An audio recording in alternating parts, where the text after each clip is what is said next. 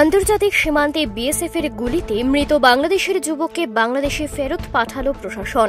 কৈলাসহর গৌরনগর ব্লকের অন্তর্গত মাগুরুলি গ্রাম পঞ্চায়েতের আন্তর্জাতিক সীমান্তে ৪৭ নম্বর গেটের সামনে দিয়ে বাংলাদেশের কিছু পাচারকারীরা বিভিন্ন নিত্য প্রয়োজনীয় দ্রব্য সামগ্রী পাচার করার সময় বিএসএফের ১৯৯ নম্বর ব্যাটালিয়নের মাগুরুলি বিওপির জওয়ানরা বাধা প্রদান করে, কিন্তু বিএসএফরা সংখ্যায় কম থাকায় পাচারকারী প্রায় ২০ থেকে ২৫ জন যুবক তাদের পাচার বাণিজ্য চালিয়ে যায়।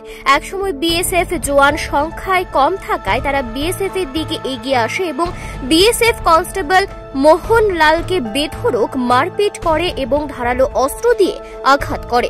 তখন বাধ্য হয়ে বিএসএফ এর এক জওয়ান পাচারকারীদের উদ্দেশ্য করে গুলি করে। পাচারকারীর অধিকাংশ লোক পালিয়ে গেলেও বাংলাদেশের এক কিশোর গুলিবিদ্ধ হয়। গুলিবিদ্ধ হওয়ার কিছুক্ষণের মধ্যে মৃত্যু হয় সেই কিশোরের। নিহত কিশোরের নাম সাদ্দাম হোসেন।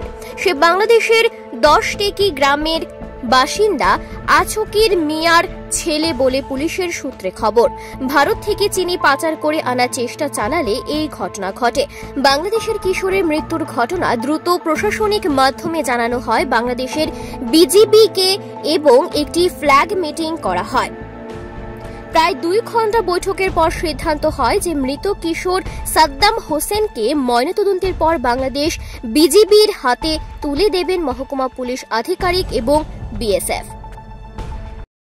যে ইনসিডেন্টে বাংলাদেশের স্মাগলারের যে ডেথ হয়েছে সেটা বিজিবি এবং বিএসএফ, ওদের কুলাউড়া থানার পুলিশ, আমাদের ইরানি থানার বড়বাবু সবার উপস্থিতিতে লিগ্যাল ফর্মালিটি সমস্ত ফর্মালিটি কমপ্লিট হয়েছে। আফটার পোস্টমর্টম ডেড বডি তাদের লিগ্যাল গার্ডিয়ান তার বাবা এবং বাংলাদেশ পুলিশের কাছে আমরা হ্যান্ড ওভার করে দিয়েছি।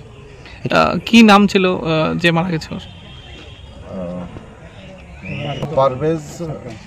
পারভেজ, তার ডাক নাম সাদ্দাম হোসেন, বাড়ি ১০ টেকি, মৌলভীবাজার ডিস্ট্রিক্ট। বাংলাদেশের বেশ কটা নিউজ চ্যানেল দেখাচ্ছে যে বিএসএফ ওর ঘর থেকে বের করে নিয়ে এসে ওকে গুলি করে হত্যা করেছে।